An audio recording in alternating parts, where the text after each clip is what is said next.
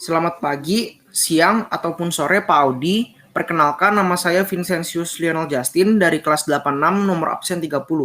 Di kesempatan kali ini, saya akan mempresentasikan mengenai tokoh-tokoh penting di balik kelahiran Undang-Undang Dasar 1945. Selamat mendengarkan. Kemerdekaan merupakan suatu hal yang sangat diinginkan oleh semua rakyat di seluruh dunia. Kemerdekaan tidak bisa datang begitu saja. Diperlukan perjuangan oleh banyak orang untuk mendapatkannya. Tentu, perjuangan yang dilakukan bukan perjuangan yang mudah.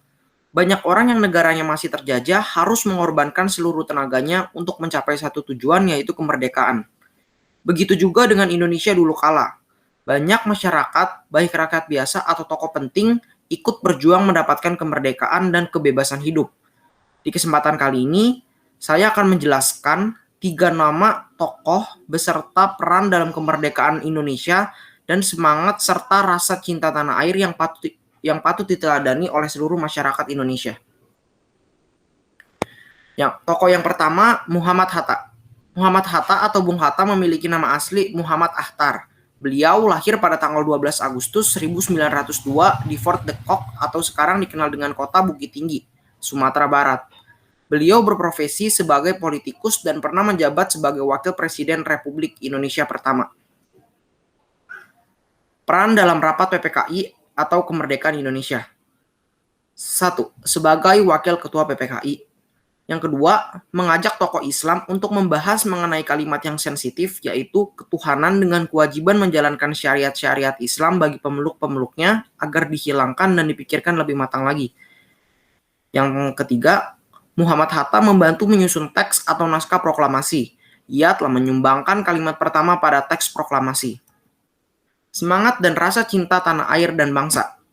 Nilai-nilai karakter yang terdapat pada Muhammad Hatta yaitu nilai karakter religius, jujur, disiplin, kerja keras, kreatif, mandiri, demokratis, rasa ingin tahu yang tinggi, semangat kebangsaan, cinta tanah air, menghargai prestasi, bersahabat atau komunitif, cinta damai, gemar membaca, peduli lingkungan, peduli sosial, dan tanggung jawab. Tokoh Muhammad Hatta juga merupakan tokoh yang menunjukkan jiwa toleransi karena ia berhasil mengajak para tokoh Islam untuk mengganti atau memikirkan lebih matang lagi kalimat ketuhanan dengan kewajiban menjalankan syariat Islam bagi pemeluk-pemeluknya. Tokoh yang kedua, Soekarno.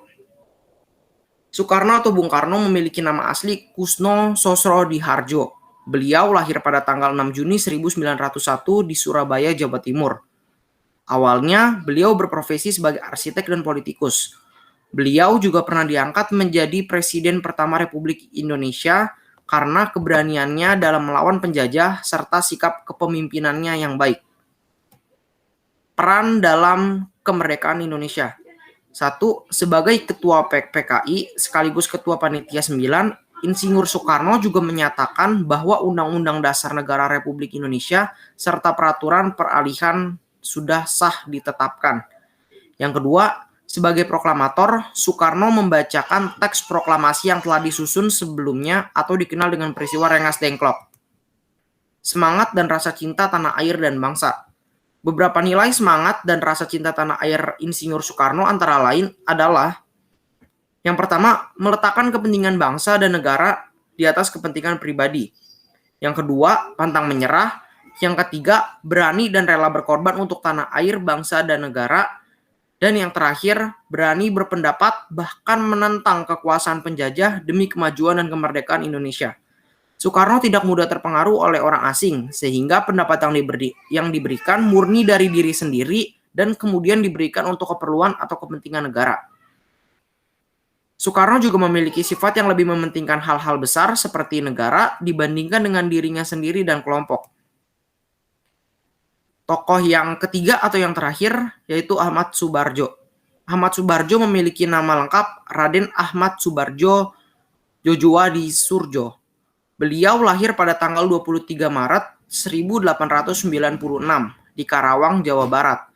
Beliau berprofesi sebagai diplomat dan politikus. Selain itu, beliau juga pernah diangkat menjadi Menteri Luar Negeri pertama di Indonesia. Peran dalam rapat PPKI. Pemimpin panitia kecil yang mengusulkan 13 kementerian antara lain Departemen Dalam Negeri, Departemen Luar Negeri, Departemen Kehakiman, Departemen Keuangan, Departemen Kemakmuran, Departemen Kesehatan, Departemen Pengajaran, Pendidikan dan Kebudayaan, Departemen Sosial, Departemen Pertahanan, Departemen Penerangan, Departemen Perhubungan, dan Departemen Pekerjaan Umum. Semangat dan rasa cinta tanah air dan bangsa.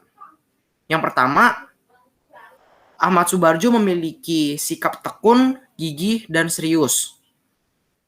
Yang kedua, memiliki jiwa nasionalisme dan patriotisme yang tinggi terhadap tanah air tercinta. Yang ketiga, mementingkan kepentingan bersama daripada kepentingan pribadi. Buktinya atau contohnya adalah suka bermusyawarah.